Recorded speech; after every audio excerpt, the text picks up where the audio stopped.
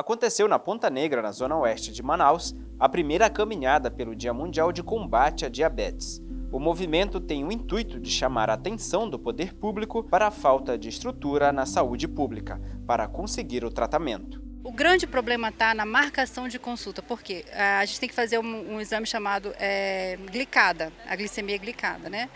E a glicada, você tem que marcar uma consulta com o endócrino para poder fazer o exame e para depois disso você pegar uma LME, né, para liberação da medicação na SEMA. Qual é a grande questão? É importante fazer a glicada? Para saber como é que está o teu nível de glicemia, se você está conseguindo manter ali um nível bom. É importante, a gente tem que fazer, está tudo certo. A única questão é que o CISREG demora muito. Então, tem pessoas que passam 3, 4 meses para conseguir uma consulta. Mãe de um menino de 6 anos, diagnosticado com diabetes tipo 1, Neliele Cristina conta como é a rotina de cuidados com o filho. Eles se tornam insulino-dependentes para o resto da vida. A doença ainda não tem cura, então nós precisamos fazer essa função do pâncreas para que eles possam sobreviver. E a nossa motivação foi o quê? Conscientizar a população, né, mobilizar os governantes para que possam ver que nós também existimos. Né? Os diabetes eles são diferentes. Nosso lema é: os diabetes não são todos iguais. Né? Então nós precisamos sim mostrar, dar voz, né, para nossos filhos nesse momento em que é muito difícil, né, o tratamento é complicado e o que nós precisamos agora é ter direito a mais saúde, né, porque o tratamento ele consiste num tratamento multiprofissional, né, não só endocrinologista, nós precisamos de psicólogos, precisamos de nefrologistas, de urologistas, vários tipos de especialistas para acompanhar eles.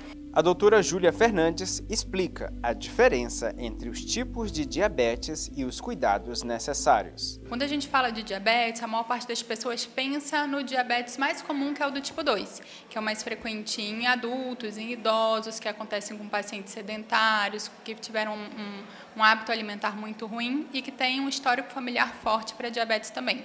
Só que o diabetes do tipo 1 é completamente diferente.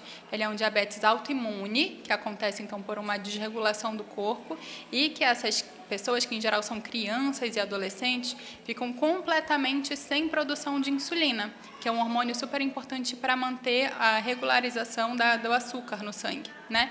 Então, esses pacientes que têm diabetes do tipo 1, eles têm uma ausência de produção de insulina e eles precisam fazer o tratamento insulínico obrigatório.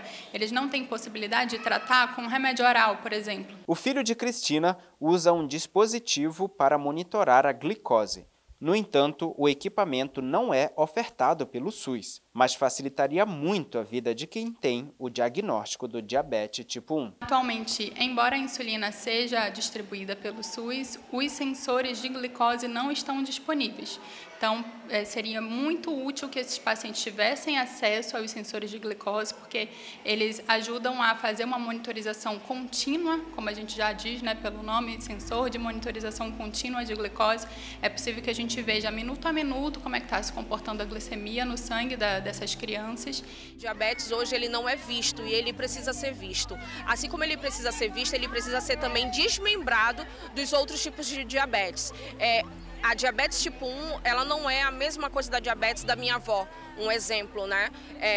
A diabetes, ela não tem cura, ela não se cura com chá. O chá, ela não vai fazer diminuir a minha glicose. Então, ela precisa ser vista nesse ponto de vista.